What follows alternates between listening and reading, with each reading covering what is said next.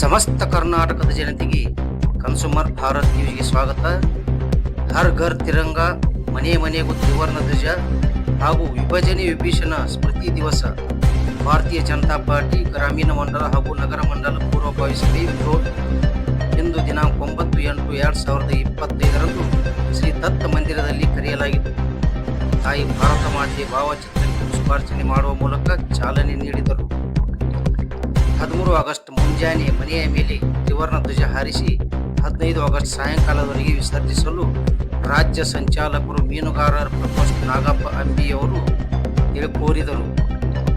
ದೇಶ ವಿಭಜನೆ ಕಾರಣವಾದವರು ವಿಭೀಷಣ ಅಂದರೆ ಮೊಹಮ್ಮದ್ ಅಲಿ ಜಿನ್ನಾ ಎಂದು ಟೀಕಿಸಿದವರು ಶ್ರೀಶೈಲ್ ಗೌಡ ಪಾಟೀಲ್ ಅವರು.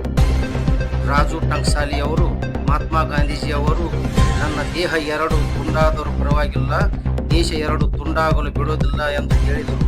ಆದರೆ ದೇಶ ವಿಭಜನೆ ಮಾಡುವುದು ತಡೆಯಲು ಸಾಧ್ಯವಾಗಲಿಲ್ಲ ಎಂದು ಟೀಕಿಸಿದರು. ಒಟ್ಟಿನಲ್ಲಿ ಸದೃಢ ಭಾರತ, ಸಮೃದ್ಧ ಭಾರತ ಕಟ್ಟುವುದರಲ್ಲಿ ಎಲ್ಲರೂ ದೇಶ ಪ್ರೇಮ ಮೆರೆಯಬೇಕು. ಇತಿಹಾಸವನ್ನು ಅರಿತು ಮುಂದೆ ಸಾಗುವುದರಲ್ಲಿ ಒಳ್ಳೆಯ ಭವಿಷ್ಯವಿದೆ ಎಂದು ಸಭೆಯಲ್ಲಿ ಚರ್ಚಿಸಲಾಯಿತು.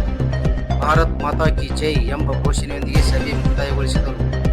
ಈ ಸಂದರ್ಭದಲ್ಲಿ ವೇದಿಕೆ ಮೇಲೆ ಅಧ್ಯಕ್ಷತೆ ಸಂಗನಗೌಡ ಕಾತರ್ಕಿ, ಹಸರ್ ಕರಿಬಸಯ್ಯ ಹಿರೇಮಠ್, ಮುಖ್ಯ ಅತಿಥಿಗಳು ಮಾಜಿ ಜಮಖಂಡಿ ಶಾಸಕರು ಶ್ರೀಕಾಂತ್ ಕುಲಕರ್ಣಿ ಉಪಸ್ಥಿತರಿದ್ದರು.